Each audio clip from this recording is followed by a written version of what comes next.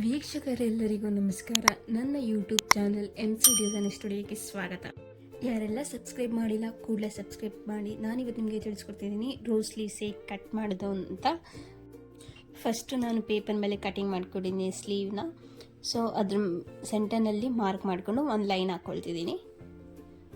So ಆ line ಮೇಲೆ cut ಮಾಡ್ಕೊಳ್ತೀನಿ. ನೋಡಿ, ಈ ಥರ ಕಟ್ ಮಾಡ್ಕೊಳ್ಬೇಕು ಸೆಂಟರ್ಗೆ.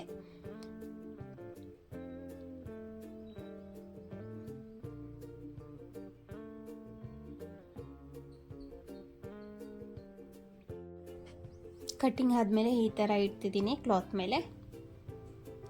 ನೋಡಿ ಹೇಗೆ ಇಡ್ತಿದ್ದೀನಿ ಅಂತ ನೋಡ್ಕೊಳ್ಳಿ.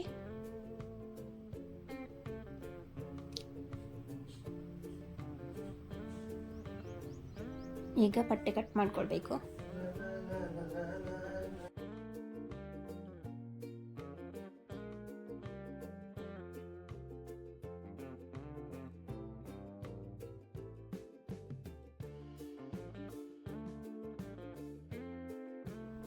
ಕಟ್ ಮಾಡಿದಾಯಿತು. ಈಗ ಅದು ಕಟ್ ಮಾಡಿದಾದ್ಮೇಲೆ ಅದನ್ನು ಫೋಲ್ಡ್ ಮಾಡ್ಕೊಳ್ಬೇಕು ಸೆಂಟರ್ಗೆ.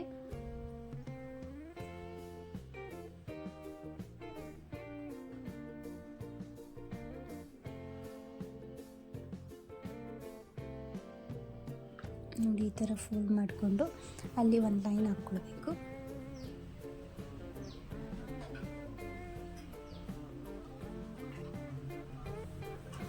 ಲೈನ್ ಆಗಿರೋ ಕೊನೆಯಲ್ಲಿ ಕಟ್ ಮಾಡ್ಕೊಳ್ಳೋಣ. ಅದು ಸ್ಟಿಚ್ ಮಾಡೋದಕ್ಕೆ ಮಾರ್ಕ್ ಆಗಿರುತ್ತೆ. ಕಟ್ ಮಾಡ್ಕೊಳ್ಳೋಣ. ಅಲ್ಲಿಂದ ಸ್ಟಿಚ್ ಮಾಡ್ಕೊಳ್ಬೇಕು. ನೋಡಿ, ಸ್ಟಿಚ್ ಮಾಡೋಣ ಈಗ.